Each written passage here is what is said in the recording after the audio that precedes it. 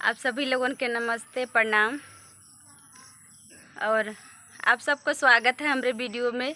आप लोगों के बहुत प्यारी सी एक माता रानी के भजन सुनावत है। देहाती पचरा गीत है। गीत के पूरा सुनल जाए, बहुत ही अच्छी गीत है।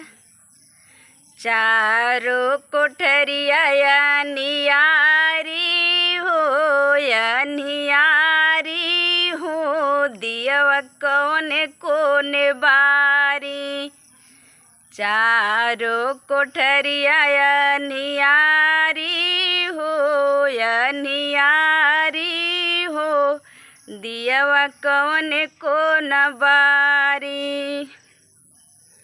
जवने कोठरिया में देवी माई बैठ, जवने कोठरिया में देवी माई बैठ, आसन लगवली बड़ा भारी हो, बड़ा भारी हो, दियवा कौने कोने बारी।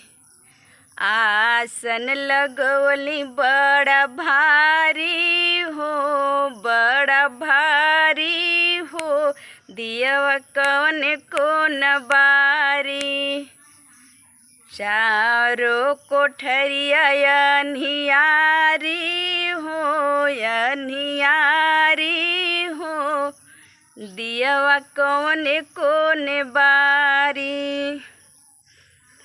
जवने कोठरिया में दुर्गा मैया बैठ, जवने कोठरिया में दुर्गा मैया बैठ, आसन लगवली बड़ा भारी हो, बड़ा भारी हो, दियवा कौने कोन बारी।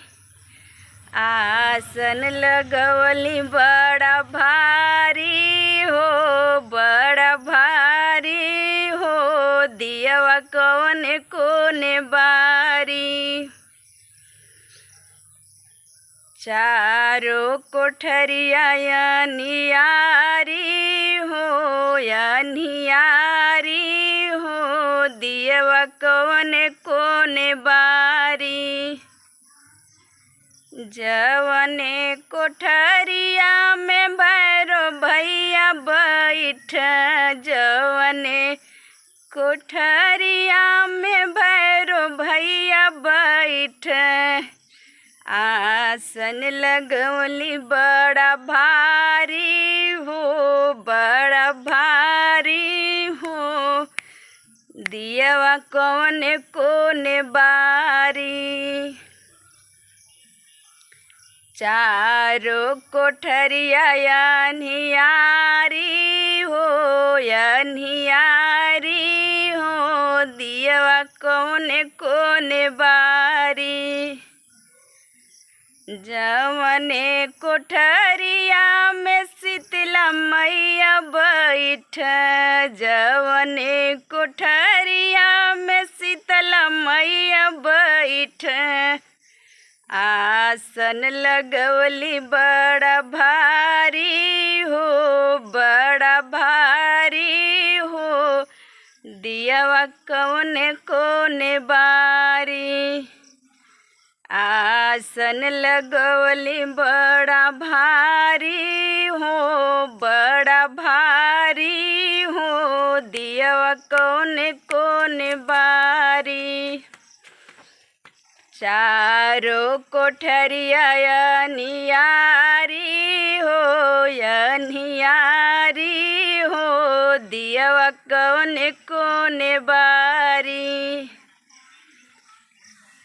आप लोग बतावल जाए कि भजन कैसन है। भजन के तर्ज है कहरवा तर्ज है, देहाती भजन है माता रानी के।